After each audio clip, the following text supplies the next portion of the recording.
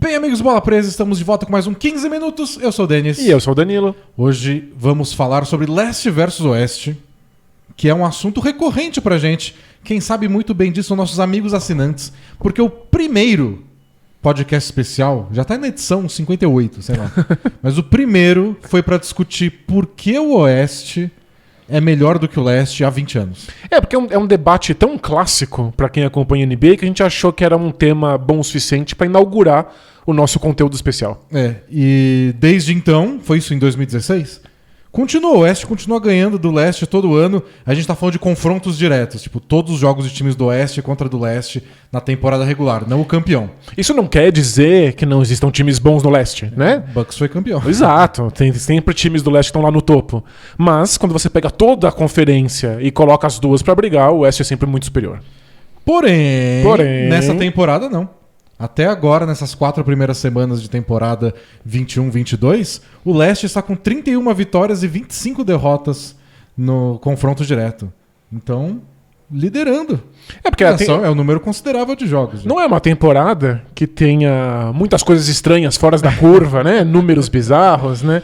É mais uma cereja aí nesse bolo. Mais um 15 minutos que a gente está aqui para tentar descobrir por que uma coisa estranha está acontecendo. Eu não sei se a gente tem a resposta. A gente só vai discutir porque 2 assinantes nossos sugeriram isso. O Sonny Miller, ele sugeriu até durante o último podcast ao vivo. E o Thiago Lucas reforçou lá no Facebook. Os dois deram a sugestão. A gente falou, vamos tentar. Resposta eu não tenho, mas boa. Eu sou capaz de enrolar por 15 minutos. Eu consigo criar teorias aí por 15 minutos sobre qualquer coisa. Teoria é muito fácil. Mas os nossos assinantes sugerem o tema do 15 minutos toda semana, além de muito conteúdo exclusivo que envolve podcasts, vídeos, textos. Então, se você assinar o Bola Presa agora no Hotmart Sparkle, tem o link na descrição. Você não só sugere esses temas, como pode ouvir esse podcast sobre o Leste e Oeste aí no nosso primeiro e outros 50 e tantos podcasts. Você vai enjoar, vai esquecer do primeiro, vai ter que escutar de novo. Tem que começar outra vez. Bom, mas é isso, a gente tem 15 minutos para discutir esse assunto. A Ampulheta está aqui, essa é toda a proposta do quadro, se você chegou agora. A Ampulheta não nos deixa mentir. Então... Mas às vezes mente ela mesma, nem sempre ela tem 15 minutos. A gente confia nela. Se ela tá mentindo ou não, é a consciência que vai... É ela que durma à noite. É ela que durma à noite. Pode virar? Preparado? Vamos lá? 1, 2, 3, 0. Valendo, areia caindo. 31 vitórias, 25 derrotas pro Leste nessa temporada. Não é o dado mais perfeito do mundo, porque, sei lá, o Wizards fez acho que 1 ou 2 jogos até agora contra times do Oeste. E tem times do Leste que já jogaram 7 vezes. Exato. Hawks, que fez viagem pelo Oeste. O Bulls fez vários jogos seguidos agora no Oeste. Então, às vezes, você tem o time certo viajou e dá uma mudada nos números. A gente tem poucas semanas de temporada, o que sempre traz um asterisco normal a qualquer análise estatística que a gente faça. Mas esse é um asterisco maior do que o normal, porque calendário é uma coisa muito caótica na NBA. Então times às vezes jogam muito mais do que outros, em tempos diferentes, às vezes mais numa conferência, às vezes mais contra a outra. Vocês assistiram ontem minha transmissão lá ontem não, que vai entrar no ar na terça. Antes de ontem, a transmissão do Clippers e Bulls que eu participei na TNT Sports, porque eu comentei isso lá.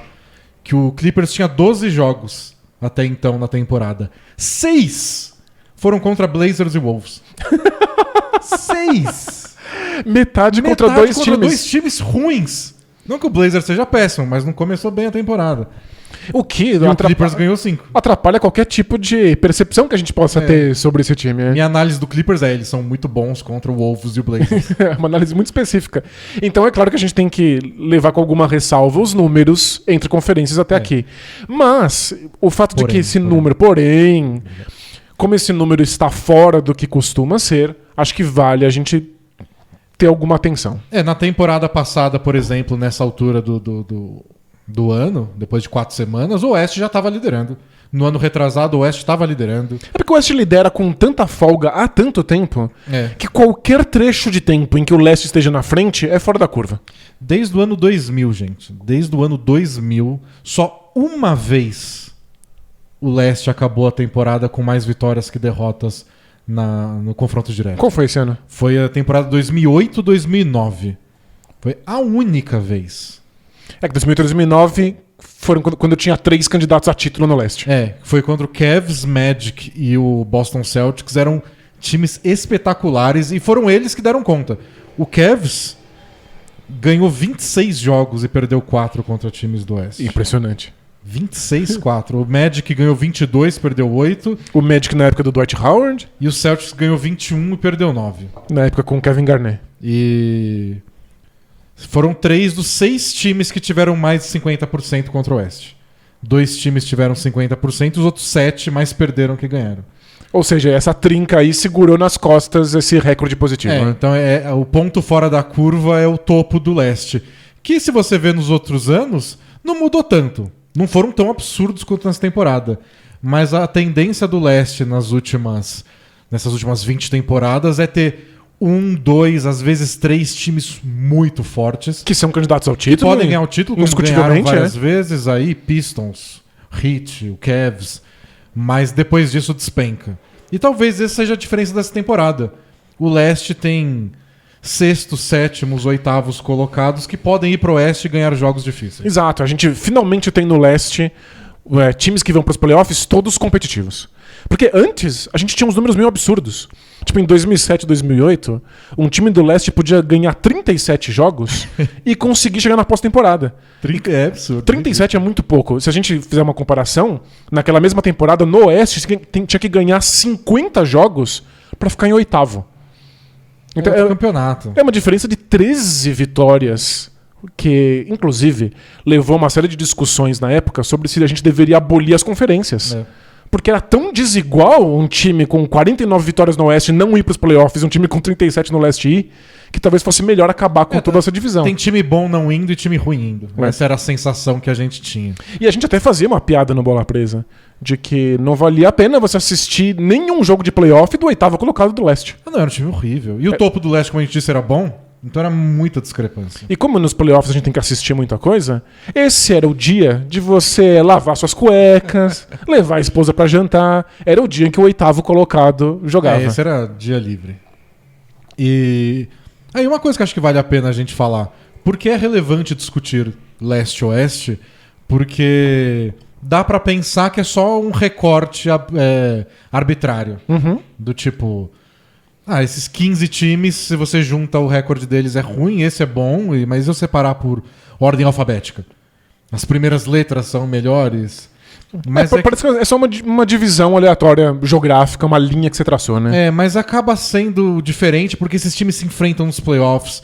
Eles montam seus elencos pensando em enfrentar esses times. Claro. Você cria uma cultura nesses times de acordo com que equipes eles enfrentam mais e quais as chances deles de chegar na pós-temporada. Porque dos 82 jogos que cada time faz, são 30 contra a outra conferência e 52 jogos na sua. Então é meio que 2 ligas separadas que se cruzam algumas vezes. E tem um efeito prático muito óbvio. Se você vai para os playoffs com 37 vitórias ao invés de 50, e você tem um time que ganha 38 jogos, você está satisfeito. É bom o suficiente. Lembrando que nem todo time da NBA sonha em ser campeão. Às vezes ir para os playoffs é mais do que o suficiente, porque você ganha dinheiro, você enche ginásio, né? Tem grana entrando no seu caixa. O dono do time tem o medo de perder o interesse do público, a cidade não abraçar mais o time. Então a gente não pode fazer aquela... Troca todo mundo, reconstrução. Porque você tá ficando em 7º. Aí você passa 6 anos rezando pra acertar no draft. Senão seu time acabou. Com ginásios vazios e dando prejuízo. Às vezes o dono fala, não, a gente tá em 5º. Vamos lá, temporada que vem a gente tenta ficar em 4º. E aí na outra a gente busca um free agent. Vamos ficar perto. E tinha time que ficava aí 10 anos nessa mediocridade. Pra algumas equipes faz sentido. Mas o Leste meio que... premiava essas equipes. Exato. A gente tem uma piada recorrente, porque a gente não tinha muito interesse pelo Hawks, pelo Atlanta Hawks. Mas foram muitos e muitos anos do Hawks ficando em 8º, ficando em 7º, com um time fraco, um time que não tinha nenhum tipo de pretensão. E aí o Leste acabava premiando essas equipes que ficavam nesse limbo.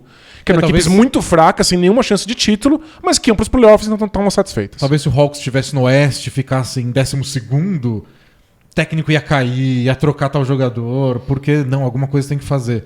Então o Leste era a terra dos acomodados, vamos dizer assim. Quando você fica em 12º no Oeste, você tem muito mais incentivo para implodir o time. E aí, inclusive, conseguir escolhas melhores de draft. E uma coisa que a gente discutiu no podcast especial lá de anos atrás é que o Oeste acabou tendo muitas boas histórias que, se você queria competir, você tinha que fazer muito. Então, tipo, o Oeste tem o Spurs. O Oeste tem o Oklahoma City Thunder draftando um MVP por temporada. O Oeste tem o Lakers arranjando o All-Star o tempo inteiro. Foi bom. Desde os anos 2000, o Kobe jogou boa parte da NBA das temporadas. Então o Oeste tinha muito time forte. O Rockets de 2007 até a troca do James Harden era o time com o melhor aproveitamento da NBA inteira em temporada regular, junto com o Spurs. Eram times muito de elite, E aí depois apareceu o Warriors. Então se você quer se classificar em quinto no Oeste... Você tem que fazer muita coisa, Você tem que correr atrás, tem que contratar um melhor técnico, o general manager que pensa fora da caixa. Você tem que achar um All-Star em tal lugar. Você tem que gastar, inclusive, mais dinheiro. Você paga pra ter jogadores que possam te levar pra cima dessa barreira, né? E aí uma coisa é alimentando a outra quando a gente ia ver os times All-Star do Oeste, quando tinha Leste e Oeste no All-Star. Tinha sempre mais estrelas, de mais renome. Os caras que estavam quebrando barreiras, tipo Daryl Morey no Rockets, sempre apareciam nos times do Oeste. Isso se reflete quando você dá uma olhada nos jogadores que são escolhidos pro time do First Team Selections, que são os jogadores do melhor time da NBA que é montado com as estrelas. E aí você tem coisas como 4 jogadores do Oeste e 1 jogador do Leste por muitos anos. O LeBron James o LeBron James no Leste na época de Heat e Cavs. Então, os melhores jogadores estão no Oeste porque o Oeste precisa ter os melhores jogadores para conseguir ficar em quinto, né? Mas então o que mudou pro Leste tá conseguindo ganhar agora? Porque a temporada passada, o Leste já ganhou mais que o normal. A temporada passada o Oeste venceu por 233 a 204 de vitórias. 53,3% de aproveitamento pro Oeste. Mas os 46,7% do Leste, que parece ruim... Parece ruim. Foi a 4ª melhor marca do Leste nos últimos 20 anos. Uau. Então não estava resolvido, mas estavam melhorando. Entendi. Tava ruim, mas podia ser muito pior. Então já estava dando algum indício, a gente não sabia que ia ter essa virada agora, não sabe nem se vai continuar, mas parece que o Leste está melhor. E a sensação assistindo os jogos é que o Leste está melhor. O Leste parece muito mais competitivo, O preview da temporada que a gente fez era... Não cabe todo mundo que a gente tá otimista nos playoffs. A gente saiu de uma dinâmica em que a gente não sabia quais times horríveis iam se classificar para os playoffs, porque eram times que não mereciam, para agora ter um monte de times bons e não caber todo mundo na pós-temporada. E não sei, eu trouxe umas especulações aqui pra gente tentar responder. Momento teoria. E uma das coisas que eu acho é simplesmente que os times do Leste estão sendo melhor geridos. A gente tá vendo vários times em ascensão tomando decisões corretas nos últimos anos. E tomando decisões ousadas, sendo times que estão querendo disputar título. E o Leste tinha muitos times com general managers ou presidentes de operação que estavam lá há décadas e ninguém saía. E nos últimos anos rolou um chacoalhão e a maioria dos chacoalhões deram resultado. E aí eu fui ver nome a nome e descobri que vários vieram do Oeste. São times do Leste que querem chacoalhar e aí trazem general managers famosos do Oeste. Então o Nets começou a reviravolta deles pós-troca desastrosa com o Celtics com o Sean Marks, que trabalhava na gerência do Spurs. Que foi um dos times mais bem-sucedidos dos últimos 20 anos. O Bulls trouxe o Arturas Carniçovas do Nuggets, revolucionou o time todo. Não tem mais um jogador que estava lá quando o Carniçovas chegou e tá agora com um belo time. Brigando pelo topo do Oeste. O Sixers trouxe o Daryl Morey temporada passada e teve a melhor temporada deles em muito tempo. Arrumou os problemas do Sixers. Até o Hornets, que trouxe o Mitch Kupchak do Lakers, que não saiu do Lakers sendo considerado nenhum gênio, né? Definitivamente não. Mas o Hornets melhorou desde então. Com certeza. O Hornets agora tem pretensões, né? Agora o Hornets tem um plano de futuro, tem um projeto. E mesmo de contrato caro demais em contrato caro demais, tem um bom time. Acertou no draft, que eles também não estavam acertando tanto. Tem o Raptors, que trouxe mais há mais tempo já o Masai Ujiri, que também estava no Nuggets. E que agora é tipo, um dos general managers mais celebrados da NBA. É. E o Hawks, que trouxe o Travis Schlenk, que foi parte importante na construção do time do Warriors, que foi a dinastia. A cultura do Warriors, né? E ele foi lá e montou esse time do Hawks, acertando vários drafts em sequência, fazendo a troca do Trae Young. Podia ser o Doncic, mas Trae Young acertou também. E fez as contratações do Gallinari, do Bogdanovic, a troca do Capella. E tava na final do leste na temporada passada. E Wizards, Knicks e Bucks não trouxeram gente do oeste. Mas também foram times que finalmente resolveram trocar caras que estavam lá há milênios, botar gente nova, e a gente nova conseguiu melhorar essas equipes. E são todas equipes que não só fizeram trocas ousadas de general manager, mas também trocas ousadas de jogadores. São todos times que foram transformados por algumas escolhas de contratação que antes seriam vistas como muito ousadas para times que poderiam ficar ali no meio da tabela com mais tranquilidade. Então, o Hornets gastar tanto dinheiro para ter o Gordon Hayward? Pra quê? Dá pra ganhar 30... Que foi? E o Terry Rozier? Então. Por que pra um time que pode ganhar 37 jogos e mesmo assim pra pós-temporada? Então são times que estão ficando mais ousados. E eles vêm um pouco nessa trajetória do próprio Bucks, que resolveu abrir os bolsos e gastar muito mais dinheiro do que era comum para times de mercado pequeno no leste e que conseguiu chegar num título, né? E você vê o Nets com Durant, Harden e Kyrie Irving, né? Não tá jogando, mas pode jogar. Porém existe, é? E se você vê esse adversário e fala, a gente tem que fazer alguma coisa. Ou a gente desiste e aposta no draft de 2027, ou a gente tem que montar um time à altura. E quem vê agora, quem tá chegando agora no mundo NBA e vê um time com Durant, Harden e Kyrie Irving, deve pensar, mas recebendo 3 estrelas, que time não consegue ir bem? Mas acontece que o Nets teve que fazer todo um projeto de reconstrução para convencer essas 3 estrelas a estarem lá. O Sean Marks mudou o Nets inteiro, e aí eles acharam uma boa ideia ir pra lá e não pro Knicks. Exato. Que ainda era um caos, agora que tá dando sinais de melhora. Mas de todo modo, essas estrelas considerarem ir pro leste já é um processo de transformação. Já indica que essas equipes estão fazendo mudanças significativas, estão sendo ousadas, têm projetos de futuro. Aliás, é outra coisa que comentava-se muito nos últimos muitos anos. Que é... o LeBron foi pro monte final seguida porque ele tava no leste. De tão ruim que era a conferência. Não conseguia valorizar um cara que foi pra 10 finais seguidos. A galera odeia o LeBron também, né? De graça. Não precisa de muito pra eles odiarem. Mas sim, a conferência era tão fraca que você mantinha esse asterisco no nome do LeBron, que agora não faz sentido. Ele foi pro oeste e ganhou o título no oeste. Então. Claro. Mas agora vários times do leste sonham com o título. Então, certamente, a sensação que a gente tem assistindo, mesmo que os números não mostrem tanta diferença, é que tem mais equipes com chances. E a conferência em si é mais competitiva. Menos equipes querendo perder de propósito. Que é uma coisa que a gente tá vendo no oeste, né? Então, 2 outras coisas, já que tá acabando o tempo, ainda tem mais um minutinho aí. 2 coisas que eu acho que pode ter ajudado o leste. Eles acertaram muito em alguns drafts, porque era meio desesperador você ver o leste sempre no topo do draft. E às vezes eles não conseguiam... Tipo o Knicks e o Magic todo ano no top 7 do draft. E nenhum jogador que transforma uma franquia. E não crava uma. E aí o Jazz tem a escolha 13 e pega o Donovan Mitchell. E fala, meu Deus. Se os times do leste são piores e não conseguem acertar um draft, você nunca vai conseguir uma proximidade entre as conferências. Não tem como, né? E aí tem alguns acertos aí. Vários dos times que estão se destacando nessa temporada. O Hornets com o Lamelo. O Cavs agora com o Evan Mobley. O próprio Hawks começou a revolução deles com o Trae Young. E com o Collins, né? Então você tem que acertar. Isso eu acho que o leste conseguiu. Alguns times, né? O Magic nunca vai draftar direito. O Magic ainda tá lá. Mas se você tem já 2, 3 times que acertam, a conferência como um todo melhora. Com certeza. E outra coisa que eu acho que influenciou bastante, agora acabou de verdade o tempo, é que o topo do oeste saiu, desceu do trono.